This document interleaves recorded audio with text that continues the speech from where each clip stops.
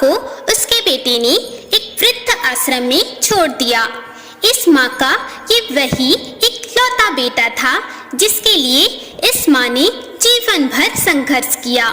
इस बेटे के लिए वो सब कुछ किया जो एक माँ को करना चाहिए या फिर एक माँ कर सकती है, और आज भी अपने बेटे को किसी भी तरह की परेशानी ना हो इसलिए आश्रम में रहने के लिए भी तैयार हो गई।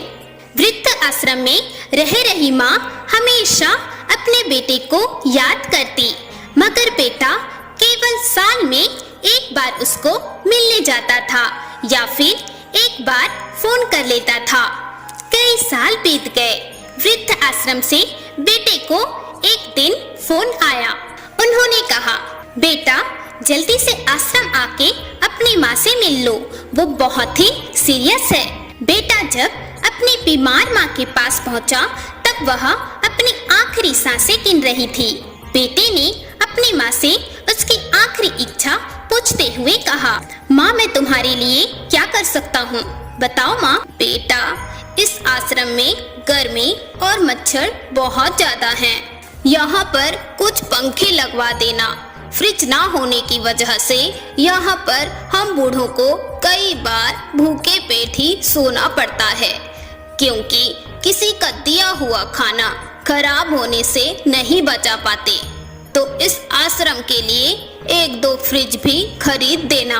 बेटे ने अपनी माँ की सारी बात सुनी और अपनी माँ से पूछा, आपने इतने साल यहाँ पर निकाल दिए पर आपने कभी भी यह बातें मुझसे नहीं कही, और अब जब आपके पास टाइम नहीं बचा है तब आप यह सब कर रही हैं, ऐसा क्यों?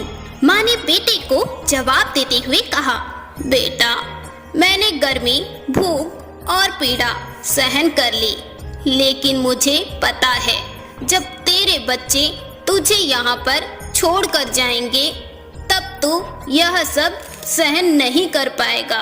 इसलिए तेरी सुविधा के लिए मैं तुझे यह सब लगाने के लिए कह रही हूँ।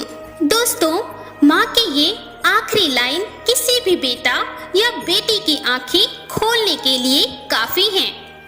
इतिहास हमेशा अपने आप को दोहराता है। अगर आप चाहते हैं कि आपके साथ अच्छा व्यवहार हो तो आपको भी दूसरों के साथ वैसा ही व्यवहार करना चाहिए। हर हर महादेव।